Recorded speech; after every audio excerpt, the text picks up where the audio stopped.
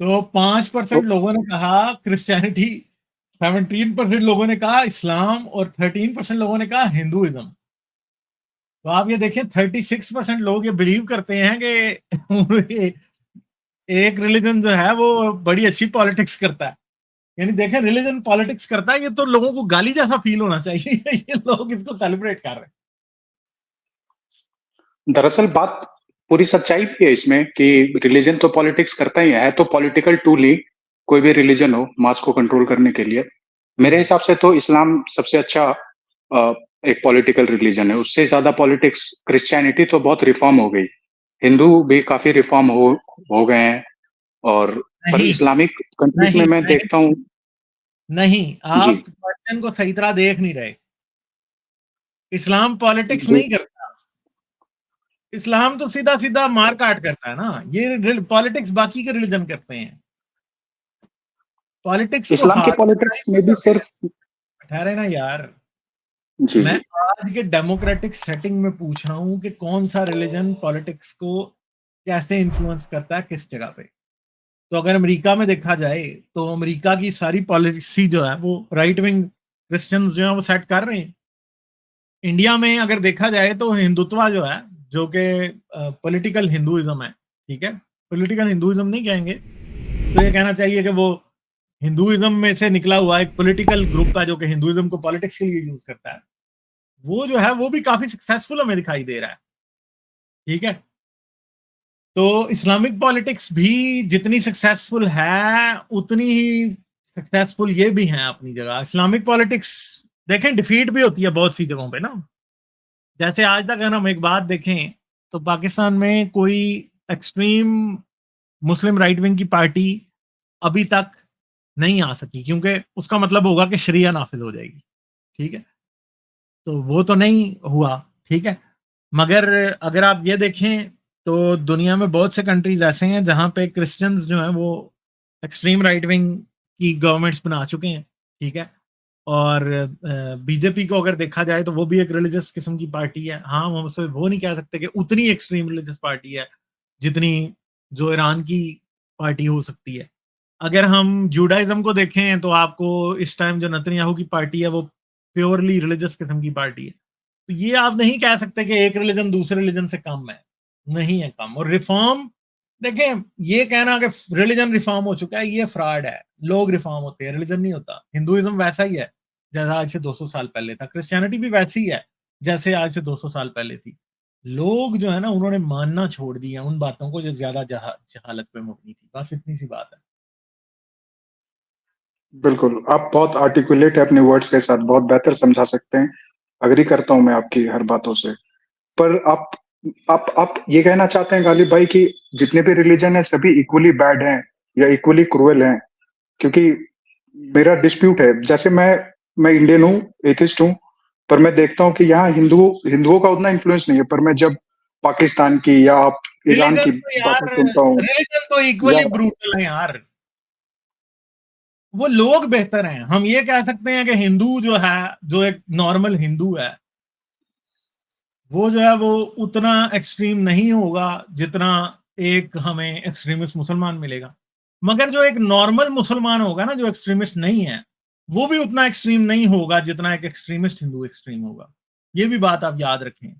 ये false comparison जो है ना, ये मसला ये है कि पिक्चर की एक साइड दिखाई जाती है। ठीक है, जो नॉर्मल मुसलमान है, जो एक्सट्रीमिस्ट नहीं है, वो हिंदू एक्सट्रीमिस्ट से बहुत कम एक्सट्रीम है। क्योंकि हिंदू एक्सट्रीमिस्ट ऐसे हैं जिन्होंने लोगों को मॉब लिंच भी किया है। ठीक है, मुस्लिम एक्सट्रीमिस्ट ऐसे हैं जो फटे भी हैं, उन्होंने भी लोगों को मॉब लिंच किया है। ना आप आम हिंदू को मुस्लिम एक्सट्रीमिस्ट से कंपेयर कर सकते हैं और ना आम मुसलमान को हिंदू एक्सट्रीमिस्ट से कंपेयर कर सकते हैं। हिंदू एक्सट्रीमिस्ट तो हमें वो भी मिलेंगे ना, मिले थे ना, जिन्होंने 9 बंदों ने मिलकर एक लड़की का रेप किया था और फिर वो पिछले साल छुट के भी आ गए थे। और फिर वो लोग हिंदू एक्सट्रीमिस्ट थे जो उनको गले में हार पहना रहे थे। और वो लोग हिंदू एक्सट्रीमिस्ट थे जिन्होंने उन्हें छुड़वाया था। और वो लोग हिंदू एक्सट्रीमिस्ट थे या हिंदुत्व के एक्सट्रीमिस्ट थे, आप उनको कह लें, चल हिंदू एक्सट्रीमिस्ट नहीं उनको कहते, जिन्होंने जो प्रेज कर रहे थे उन लोगों को। ठीक है, तो ये पिक्चर की एक साइड आपको दिखाई जाती है हमेशा।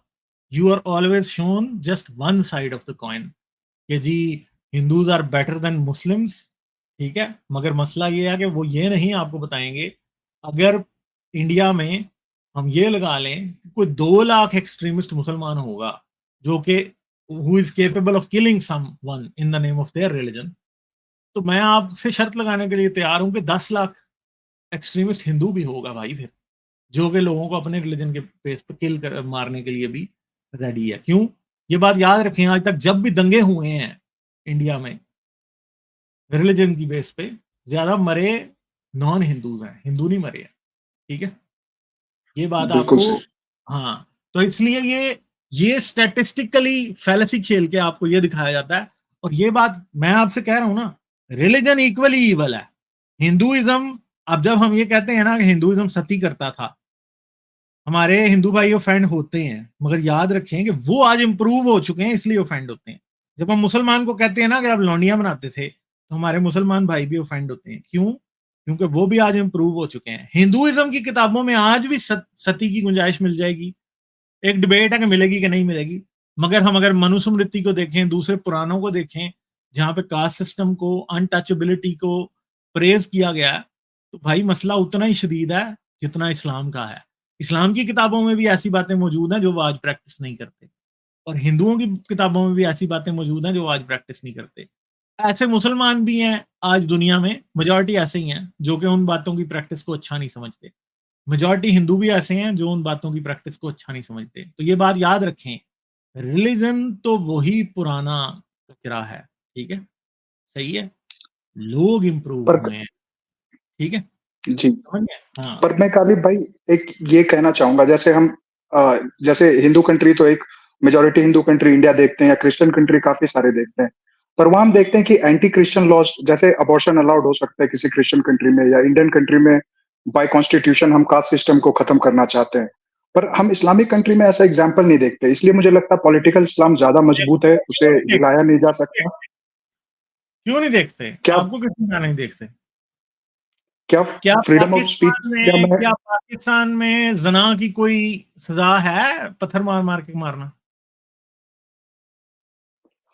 नहीं, क्या पाकिस्तान में स्लेवरी अलाउ है? नहीं नहीं, है ना। मतलब कह सकते हैं नहीं, हाँ। तो फिर ये बात याद रखें, जैसे हिंदू अपने बहुत से एक्सट्रीम लॉज को छोड़ चुके हैं, वैसे मुसलमान भी अपने बहुत से एक्सट्रीम लॉज को छोड़ चुके हैं। ऐसा नहीं है कि बिल्कुल ही दुनिया लुटिया डूबी हुई है। इंसानियत से इतनी उम्मीद रखें, ऐसे ना समझें कि एक मुल्क में या एक जगह पे सब शैतान ही रहते हैं, या एक मजहब के लोग सब शैतान ही है। मैं नहीं मानता कि कोई मजहब भी इंसान को शैतान बना सकता है। बना सकता है, सबको नहीं बना सकता। कुछ को बना देता है शैतान, सबको नहीं बना सकता। ये बात याद रखिए, मजहब ही शैतान बनाता है दुनिया में। ये बात याद रखिएगा, दुनिया में किसी भी आइडियोलॉजी से ज्यादा मजहब जेन्युइन शैतान बनाता है, जो बिलीव करते हैं बुरा करके कि उन्होंने अच्छा किया। शैतान वो होता है जो बुरा करके ये बिलीव करे कि he has done something good. ठीक है, ये नहीं कि कोई शख्स जो है वो, उसको पता ही नहीं है, वो शैतान नहीं होता जिससे अनजाने में कोई गलती हो जाती है, वो शैतान नहीं होता। शैतान वो होता है जो बुरा करता है और समझता है कि उसने अच्छा किया है। और ये चीज सिर्फ और सिर्फ आपसे रिलीजन करा सकता है, दुनिया में कोई और आइडियोलॉजी आपसे नहीं करा सकती। जब लोग रेस की बेस पे, लैंग्वेज की बेस पे किसी को मारते हैं ना, एटलीस्ट उनको पता होता है कि वो गलत कर रहे हैं। ठीक है, मगर रिलीजन जब किसी को मरवाता है ना, तो वो ये साबित करता है कि आप अच्छा कर रहे हैं। ठीक है, ये बात है। जी, और आप रिलीजन के मामले में जैसे इंडिया के बाल्कनाइजेशन के लिए जैसे एक रिलीजियस स्टेट खालिस्तान बनाना चाहते हैं, तो आप ऐसे अ, विरोध का समर्थन करते हैं गालिब भाई, या आप विरोध करते हैं इसका? देखें, खालिस्तान बनना या ना बनना ये मेरा डोमेन नहीं है ना। ठीक है, मगर मैं समझता हूँ कि मजहब की बेस पे कभी कोई कंट्री नहीं बनना चाहिए। मेरा आंसर प्लेन है बिल्कुल। ठीक है, वो उसकी पॉलिटिकल क्या है, क्या नहीं है, क्या है, ठीक है, उससे मुझे कुछ लेना देना नहीं है। जैसे कि मुझे, अगर बलोच अपना मुल्क मानते हैं, मांगते हैं, तो भाई अगर उनके राइट्स की वाकई वायलेशन हो रही है, तो उनको उनका मुल्क मिलना चाहिए। ठीक है, अगर इंडिया में भी कोई ऐसा इलाका है जिसका आप राइट्स के नहीं कर रहे और वो अपने लिए फ्री कंट्री मांग रहे हैं, तो अगर उनकी बात जस्टिफाइड है तो ठीक है, फिर उनकी मर्जी होगी। मगर मैं ये समझता हूँ कि रिलीजन की बेस पे कंट्री नहीं बन सकता। अगर बन सकता है तो ह्यूमन राइट्स की बेस पे बन सकता है। ठीक है, इकोनॉमी की बेस पे बहुत से कंट्रीज बनते हैं। और ये बात याद रखिए कि कोई ये अटल हकीकत नहीं है दुनिया की कि आज जो कंट्री इस जमीन के ऊपर लकीरें आपने खींच के बनाया हुआ है। ठीक है, आपने, कंट्रीज क्या है, we have drawn the lines on the land, ठीक है, कंट्री यही होते हैं। तो हमने जो लकीरें जमीन पे खींची हुई हैं, हम ये समझें कि ये लकीरें अगले 1000 साल तक रहेंगी, तो भैया वो तो नहीं रहेंगी। पाकिस्तान भी नहीं होगा 1000 साल बाद, क्या इंडिया होगा? कोई एग्जैक्टली नहीं ये कह सकता। लकीरें आपने और मैंने खींची हुई हैं। जमीन भाई किसी की नहीं है, ये बात याद रखिएगा। जमीन मेरी भी नहीं है। अगर मैं किसी पैसे दे के एक 100 गज का प्लॉट खरीद लेता हूं, तो ये आप मत समझेंगे वो कोई बात जस्टिफाइड है, वो वाकई मेरा बर्थ राइट है उस जमीन के ऊपर। जमीन मेरी नहीं है भाई, जमीन किसी की नहीं होती असल में, और हमेशा तक किसी की रहती भी नहीं है। तो ये समझना कि फलां जगह आज हमने मुल्क बनाया और ये मुल्क जो है एक करोड़ों साल की रियलिटी है, जो बंदा ये कहेगा वो तो दुनिया का सबसे बड़ा बेवकूफ आदमी है, कि जो समझे कि जो लाइंस आपने आज जमीन पर ड्रॉ कर दी हैं वो हमेशा रहेंगी। नहीं, नहीं रहेंगी। रशिया था इतना बड़ा, टूट गया, ठीक है, सही है। इतनी ज्यादा जगहों पे ब्रिटिश ने लाइनें खींची हुई थी दुनिया पे, आधी दुनिया पे वो राज करते थे। किधर गया आज सारा? ठीक है, सही है। अमेरिका आज इतना बड़ा मुल्क है, आप क्या कह सकते हैं कि 500 साल बाद यही जियोग्राफिकल बाउंड्रीज होंगी यूनाइटेड स्टेट्स की, या यूनाइटेड स्टेट्स होगा भी कि नहीं? कोई कुछ नहीं कह सकता भाई। लाइंस आपने और हमने ड्रॉ की, ठीक है। और गालिब भाई, इस बात में कितनी हकीकत है कि अ, इस्लाम एक दिन मेजॉरिटी रिलीजन होगा और अपने लॉज थोपेगा नॉन मुस्लिम्स पे, क्योंकि काफी डर फैलाया जाता है इस बात का कि ऐसा कोई होगा, यूरोप रियलिटी में हो रहा है और कोई इंडिया में भी रियल होगा जब मेजॉरिटी में होंगे वो। कोई रियलिटी नहीं है भाई। और अगर फर्ज करेंगे एक दिन मुसलमान किसी मुल्क में ज्यादा हो जाते हैं, तो भैया वो फिर वो अपनी इन्फ्लुएंस तो करेंगे उस मुल्क को। आप ये समझ रहे हैं कि आप, भैया फिर आप भी अपनी पॉलिटिक्स, आप भी अपनी पॉपुलेशन बढ़ा लें अगर वो बढ़ा रहे हैं तो। और अगर आप नहीं अपनी पॉपुलेशन बना रहे, आपको वाइज लग रहा है कि पॉपुलेशन बढ़ाना वाइज नहीं है, यार फिर आप किसी बेवकूफ का मुकाबला क्यों करना चाहते हैं? बेवकूफ आदमी का मुकाबला नहीं हो सकता, ये बात याद रखिएगा। जो you cannot out compete a stupid person, समझिए। और स्टूपिडिटी को आउट compete नहीं किया जा सकता, सही है। स्टूपिडिटी को, आप स्टूपिड हैं तो ऑटोमेटिकली आउट compete हो सकती है, और वो तो आपके साथ को बहुत सख्त किस्म का सीरियस डीजेनरेटिव मेंटल प्रॉब्लम होगा कि आप फिर उसे आउट compete कर सकते हैं। नेचुरली सेंटिएंट होते हुए, अपने सेंसेस में होते हुए, स्टूपिडिटी को बीट नहीं किया जा सकता भाई। ये अनबीटेबल होती है, हमेशा जीतती है वो, ये बात याद रखिए। और ये बात याद रखिएगा कि स्टूपिडिटी जब जीतती है ना, तो स्टूपिड की डिफीट होती है बेचारे। तो आप ये समझ रहे हैं कि मुसलमान ज्यादा बच्चे अगर पैदा कर रहे हैं धड़ाधड़, वैसे तो आपको मैं ये बात बता दूं कि आज जो पोल्स और सर्वेज और सारा कुछ जो स्टैटिस्टिक्स बता रहे हैं कि बर्थ रेट मुसलमानों का भी डिक्लाइन कर रहा है दुनिया में। एक मेरी बात याद रखें, आज से 100 साल पहले पंजाब में बच्चे पैदा करना कितना मुश्किल था, मुझे बताएं। आज मुश्किल है या उस टाइम मुश्किल था? उस टाइम ना बच्चे ने स्कूल जाना होता था, ठीक है। आपने घर में एसी नहीं लगाना, ठीक है। आपके घर में बिजली नहीं आनी, आपको गैस नहीं चाहिए, आपको घर में डिफरेंट किस्म जो आप उगा रहे हो ना अपने खेतों में, वही आप खा रहे हो, ठीक है। आपको कुछ नहीं लेके आना, आपके पास गाड़ी नहीं है, आपके पास, आपने गाड़ी में तेल नहीं डालना, आपने गाय रखी है तो गाय वही चारा खा रही है जो आपके खेत में उग रहा है। आप, अगर आप में बच्चे पैदा करने की कैपेबिलिटी है ना, और आप 10 पैदा करें, तो 10 बच्चों को पैदा करने का खर्चा जो है ना, वो कोई भी नहीं है आपके ऊपर, ठीक है। क्योंकि सब कुछ तो आप अपनी जमीनों से उगा रहे हैं और खा रहे हैं। कपड़ा बड़ी हद है, आपको किसी से ले लेना जाके, बढ़ई के पास चला जाना है लकड़ी का सामान बनवाने, ठीक है। वो भी आपके लकड़ी से बना बनू देगा और इतने को पैसे आपसे लेगा नहीं। लोहे के लिए आपको लोहार के पास चले जाना है, वही आपको दरांती बना देगा, वही कर देगा हर एक चीज। Everything was cheap. औलाद पैदा करने में आपने कोई खर्चा नहीं करना था। दूसरी बात है कि आप बच्चे इसलिए ज्यादा पैदा करते थे कि आप अगर 10 बच्चे पैदा करते थे तो उनमें से 4 मर जाते थे। आप, मैं अगर अपनी दादी की बात करूं, तो मेरे मेरी दादी के या मेरे फादर के 3 बहन भाइयों की डेथ हुई थी बचपन में। 2 भाई जो कि जुड़वा भाई थे, दोनों की डेथ हो गई थी, और एक उनकी बहन। तो मेरे ख्याल में एक और भी बहन थी, शायद 4 बहन भाइयों की डेथ हुई थी। ये 6 बहन भाई आज हैं थे, ठीक है, बाद में जिनमें से कुछ की डेथ हो गई, ठीक है। और इतने बच्चे मर गए थे बीच में से। तो लोगों के लिए ये सिक्योरिटी होती थी कि वो ज्यादा बच्चे पैदा करें, क्योंकि उनको पता होता था कि इनमें से कुछ ने इनएविटेबली मरना है, क्योंकि आपके पास मेडिकल फैसिलिटीज नहीं है, आपके पास कुछ नहीं है। मगर आज ये मसला नहीं है। आज आप बच्चे कम इसलिए पैदा करते हैं क्योंकि आपको पहली तो बात यह है कि आपको उन्हें स्कूल में डालना है। स्कूल में डालना है तो लाखों रुपया हर साल आपको पर बच्चा देना है। आपके पास इतने रिसोर्सेज नहीं है।